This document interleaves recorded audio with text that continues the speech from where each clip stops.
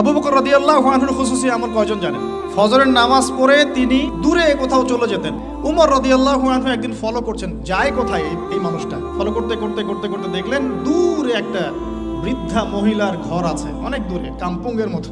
তো সেই ঘরে তিনি প্রবেশ করলেন, কিছুক্ষণ পর বের হয়ে আসলেন। তিনি আবার জায়গাতে চলে গেলেন। উমর রাদিয়াল্লাহু আনহু কিন্তু ঘুরে ফিরে ফলো করছেন। তিনি যখন চলে গেলেন, উমর ইবনুল খাত্তাব ওই ঘরে ঢুকলেন। ঢুকে দেখলেন এক বৃদ্ধা মহিলা বসে আছে, চোখে দেখে না।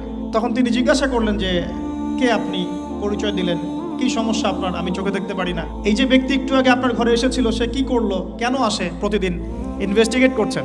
তখন ওই বৃদ্ধা বলছেন এক ব্যক্তি আসে প্রতিদিন ফজরের পরে, এসে আমার ঘরের কাজকর্ম করে দিয়ে যায়, আমি জানি না সে ব্যক্তিকে, আল্লাহ তার ভালো করুক। উমর রাদিয়াল্লাহু আনহু তখন চোখ দিয়ে দরদর করে পানি পড়তে লাগলো আর বলতে লাগলেন যে হে মুসলিম জাহানের খলিফা, আপনি পরবর্তী খলিফাদের জন্য রাস্তা কতই না কঠিন করে দিলেন।